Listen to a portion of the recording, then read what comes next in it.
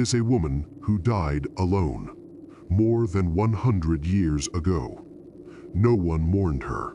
No one remembered her. No one visited her. She vanished from the memory of men. But the house she lived in remained, and inside that house something stayed, not waiting for justice, waiting for presence. When the Perron family opened the door in 1971, Bathsheba Sherman awakened, and what seemed like a new beginning became a slow process, not of immediate destruction, but of occupation. I am the observer, and this is the story of how a home ceases to be a refuge. Harrisville, Rhode Island, a farmhouse built in 1736. 235 years of human use. But this is not a story about wood or foundations. It is a story about permanence. Houses record everything. Every laugh, every argument, every prolonged silence. Some record more than they should. Visitors describe a sensation that is difficult to name. It is not cold, it is not heat, it is recognition, as if the house knew who had entered. I have a theory. Some places do not forget, they observe. Roger Perron, Carolyn Perron, 5 daughters. They moved into the house in December of 1971. They were looking for space, silence, a new beginning. In the first days, nothing seemed wrong, but the house was not empty. Objects changed places. Odors appeared without origin. Footsteps were heard when no one was walking. The family tried to rationalize it. Old houses make noises. But the house was not making noises, it was reacting, and little by little it became clear they had not arrived first. Her name was Bathsheba Sherman. She lived in that house in the 19th century, reclusive, isolated, spoken about from a distance. Her husband died, her children left, the neighbors kept their distance. They called her a witch. Maybe it was a lie. Maybe it wasn't. What is certain is that Bathsheba died in that house, and she never left the place. When the Perron family arrived, something in her responded, not as a cry for help, but as a delayed reaction. I have a theory about Bathsheba. She was not a demon. She was a prolonged absence, a life that ended without witnesses. And when new voices filled the house, that absence found volume. I saw signs of her presence, not as fury, but as insistence. Carolyn Perron was the center of the family, the reference point. The house noticed her. The first signs were physical, bruises, marks, invisible pressure.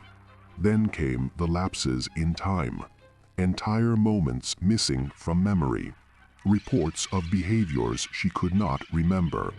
Because it was not only her. Something was using her body as a passage. Convulsions came later. Her voice changed. Her posture changed.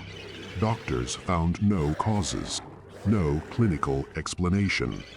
I have a theory. It did not want to destroy Carolyn. It wanted to remain conscious through her, to live what it never lived, and force her to watch. I saw the look of someone who had lost control, not over the body, but over her own place in the world. The Perron family sought help. Ed and Lorraine Warren arrived. They recognized the presence, not as a simple haunting, but as something bound to the place.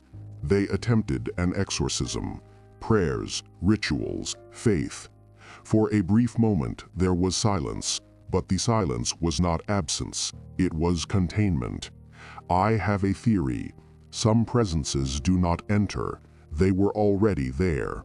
They cannot be expelled because they did not cross any door.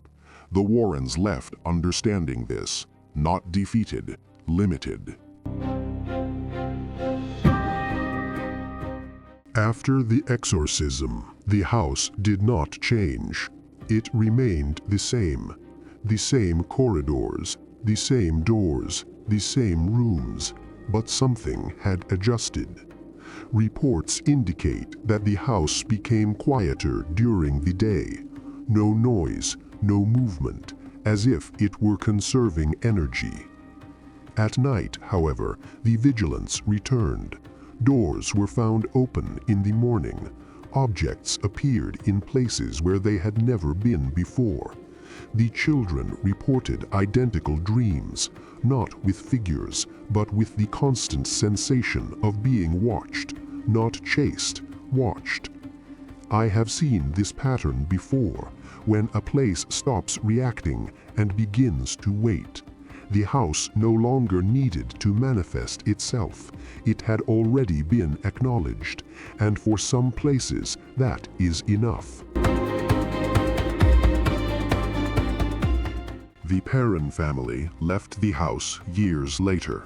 They took furniture, they took photographs, they took memories, but not everything left with them. For years, Carolyn reported the sensation of never being alone. Even in other houses, even in other states, even in silence. The daughters grew up, but shared the same account, the same kind of dream, the same discomfort when entering old places, as if something had learned their names. I have a theory. Some houses do not trap people, they teach fear to follow them. The place no longer needs to exist physically, because the occupation has already occurred. I have seen this happen, when a home ceases to be a space and becomes an active memory. The Conjuring House is not just a haunted place, it is a reminder that not every home is neutral. Some accumulate layers of abandonment, of silence, of unfinished lives. I have seen records, I have seen reports. What remains there does not scream, does not run, does not reveal itself easily. It simply waits. The Conjuring House remains, with its doors open, receiving visitors. Some enter seeking history, others seek thrill. Few realize what truly happens, because in that house no one is ever alone. I am the observer. There are places I do not enter. There are places I only record. And in that house, there is something that also observes. If you liked this, subscribe, turn on notifications, leave a comment. Could you sleep in a place that remembers everything? I am the observer, and I will continue observing.